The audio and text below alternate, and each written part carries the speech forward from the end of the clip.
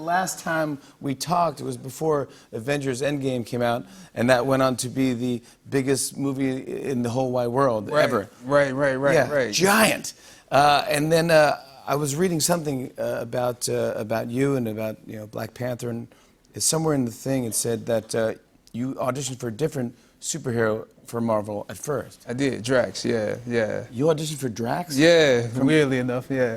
From Guardians? From Guardians. Let me just show everyone who this is.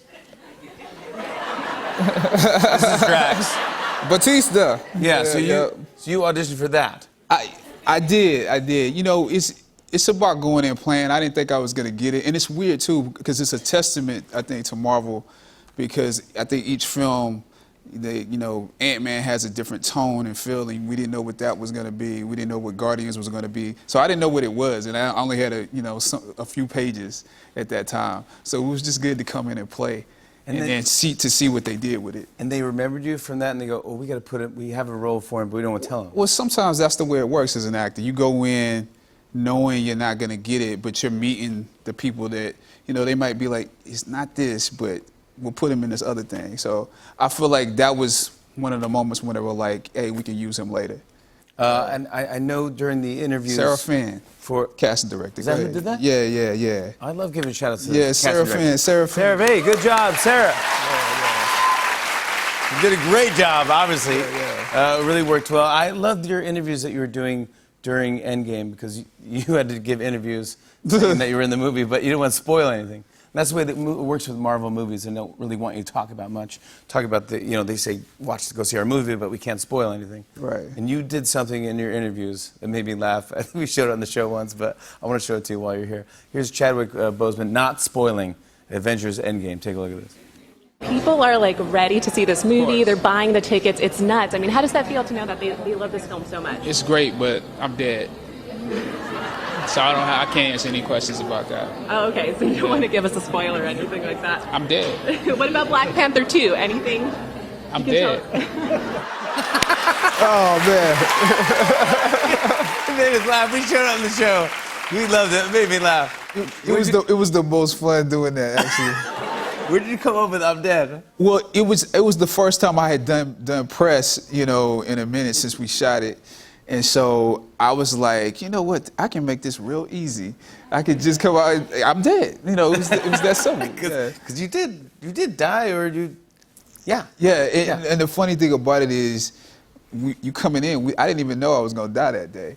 You're like, yeah. A lot of us, it's like, okay, so today, because you don't have all the script at times, because they're secretive about stuff. And you feel like all different endings and stuff. Yeah. So you have different scripts. You have different scripts, like different to throw people off. Wow. Yeah. What are you gonna do? Because you're filming Black Panther 2 now. You have all this time. You can't just tell everyone you're dead.